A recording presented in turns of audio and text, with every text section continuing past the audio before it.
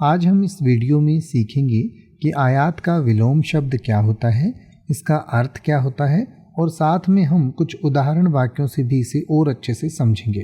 तो सबसे पहले आयात का अर्थ समझते हैं।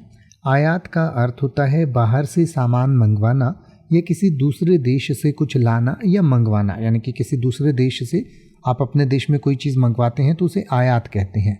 तो आयात का विलोम शब्द यानी कि विपरीतार्थक शब्द होगा निर्यात, और निर्यात का अर्थ होता है देश से बाहर सामान भेजना या एक्सपोर्ट करना, यानी कि आयात को हम इंपोर्ट करना कहते हैं और एक्सपोर्ट करना का मतलब होता है निर्यात करना।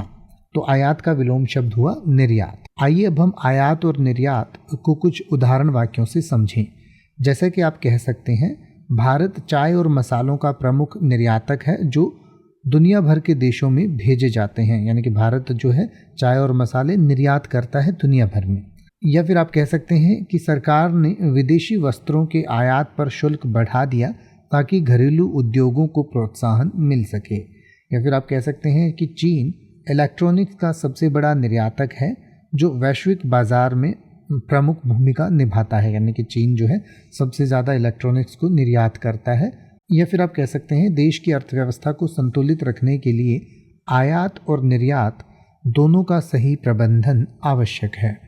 अब आप किसी भी वर्ड का मतलब हिंदी और इंग्लिश में YouTube पर सर्च कर सकते हैं। आपको मेरी वीडियो मिल जाएगी जिसमें आप बिना किसी फालतू बकवास के सीधा उस वर्ड का मतलब समझ पाएंगे। तो ऐसी ही वीडियोस को देखते रहने के लिए चैनल को सब्सक्राइब करें और बेल आइकन को प्रेस करें।